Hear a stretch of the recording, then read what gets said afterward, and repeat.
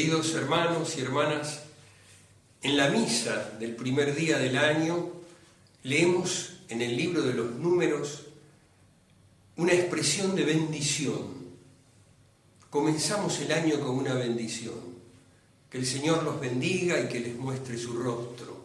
Así bendecían los sacerdotes israelitas a su pueblo. Es oportuno detenernos un poquito en la última declaración del Dicasterio para la Fe sobre el tema de las bendiciones, porque aquí se muestra toda la capacidad y la experiencia pastoral del Papa Francisco. Francisco, desde la pastoral, desde su vida pastoral, hace teología. Por eso a veces a algunas mentes les cuesta entender esto. La declaración sobre las bendiciones tiene que ver con un redescubrir, revalorizar el sentido de la bendición. Cuando nosotros nos deseamos el bien y decimos que te vaya bien, o hasta decimos expresiones como que tengas suerte, que te salga lo mejor, estamos haciendo una bendición sobre nuestro hermano, deseándole algo bueno. Cuando le pedimos a Dios que nos bendiga, entonces el Señor realiza en nosotros esa bondad. Y esa bondad se derrama a través de gracias actuales sobre distintos aspectos de nuestra vida que nosotros necesitamos iluminar. Es maravillosa la experiencia que personalmente he tenido bendiciendo en la calle. Tantas veces en Buenos Aires, en lugares públicos como el Parque Rivadavia o como la Feria de San Telmo, y en mi diócesis de San Isidro, en distintas estaciones de trenes, en lugares de mucho movimiento de gente. Generalmente lo hacíamos los viernes.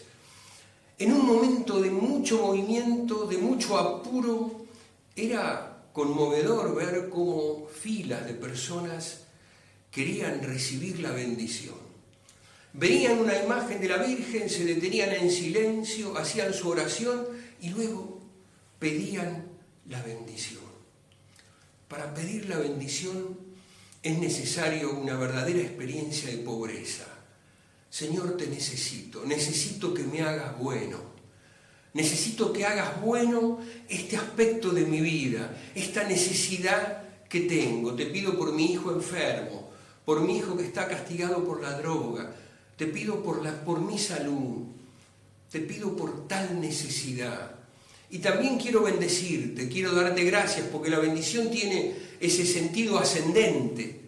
Nosotros le damos a Dios gracias y lo bendecimos y lo alabamos, es una necesidad del corazón. La experiencia de bendecir en lugares públicos es sobrecogedora. Muchas veces le he dicho al Señor, muchas gracias por poder ser testigo de lo que he escuchado y de ese silencio que se produce cuando el fiel va a recibir la bendición. Me siento testigo de un momento privilegiado, en medio del tráfago, del apuro, en medio de esta sociedad posmoderna que arrincona a Dios. El hecho de que haya personas que frenen en medio de la calle para detenerse frente a una imagen y para pedir la bendición, refleja nuestra profunda necesidad de Dios. ¿Cómo la Iglesia va a estar ausente de esa necesidad tan profunda? Les decía, es sobrecogedor para el ministro ese momento. Yo le agradezco al Señor y a la Virgen el haberlos podido tener y el poderlos tener. Y también tiene un aspecto descendente. Dios nos regala su bendición. Jamás en ese contexto de piedad popular, en la calle, o jamás en ningún santuario, cuando alguien pide la bendición, le pregunto si está casado por la iglesia, o le pregunto sobre su condición sexual. Jamás, no tendría sentido. Cuando viene una mujer joven a pedir que bendiga su embarazo, que bendiga su panza, jamás me he detenido en preguntar, de dónde procede ese niño, si de una unión irregular o no. Sería el decir que no una experiencia de rechazo, una experiencia brutal de abandono de la Iglesia y que tanto mal nos ha hecho durante tanto tiempo y que ha alejado a tantos hermanos y hermanas de la Iglesia. Negar una bendición.